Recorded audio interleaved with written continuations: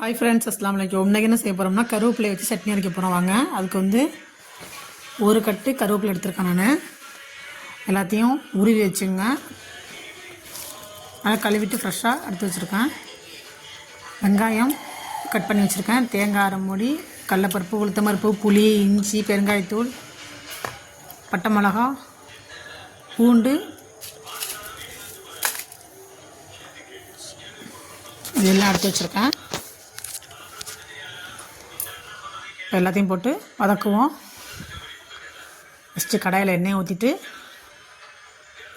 உளுத்தம்பருப்பு, கடலைப்பருப்பு ரெண்டையும் போட்டு நல்லா வதக்குங்க. நல்லா கொஞ்சம் பொன்னிறமானதுக்கப்புறம் இஞ்சி துண்டு போட்டுங்க. பூண்டு வந்து ஒரு 6 பல் போட்டுங்க. அதிலே பட்டை மிளகா 4, பச்சை மிளகா 2 போட்டுங்க.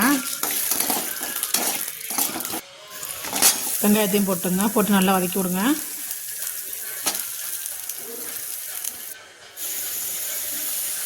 வதக்கினதுக்கப்புறம் உருவி வச்சுருக்கோம்ல கருவேப்பிலை ஃப்ரெஷ்ஷாக இருக்கு பாருங்க, அதையும் எடுத்து போடுங்க. போட்டு நல்லா வதக்கி விடுங்க. இந்த கருவேப்பிலை முறுமுன்னு ஓரளவுக்கு நல்லா வதங்கணும். நெல்லிக்காய் சைஸ் புளி போட்டுங்க. இதில் பெருங்காயத்தூள் போட்டுங்க. எல்லாத்தையும் போட்டு நல்லா வதக்கி விடுங்க. நல்லா வதக்கிட்டு அதிலே தேங்காய் அரை மூடி தேங்காய் போட்டுங்க. எல்லாத்தையும் போட்டு நல்லா வதக்கி எடுத்து வச்சுங்க. ஆறுனதுக்கப்புறம் மிக்சியில் போட்டு அரைச்சிக்க வேண்டியதான்.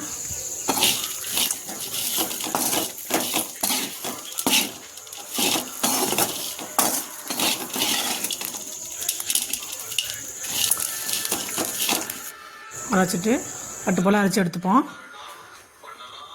அரைச்சி எடுத்தாச்சு. தாளிப்பு கொடுத்துப்போம். கடுகு, பட்டை மிளகா, கருவேப்பிலையும் போட்டு தாளிச்சதில் ஊற்றுங்க. சூப்பராக இருந்துச்சு இந்த சட்னி. ட்ரை பண்ணி பாருங்கள். இந்த வீடியோ பிடிச்சிருந்தா லைக் பண்ணுங்கள், கமெண்ட் பண்ணுங்கள், ஷேர் பண்ணுங்கள். மறக்காமல் சப்ஸ்கிரைப் பண்ணுங்கள். இந்த சட்னியை நீங்களும் ட்ரை பண்ணி பார்த்துட்டு எப்படி இருக்குன்னு கமெண்ட் பண்ணுங்கள். செம்ம டேஸ்ட்டாக நல்லா இருந்துச்சு. இது கெட்டியாக வச்சோம்னா துவையல், தண்ணி ஊற்றுறோம்னா சட்னி சூப்பராக இருக்கும். இது துவையலாகவும் சாப்பிட்லாம், சட்னியாகவும் சாப்பிட்லாம். ட்ரை பண்ணி பார்த்துட்டு எப்படி இருக்குன்னு சொல்லுங்கள். அஸ்ஸலாமு அலைக்கும்.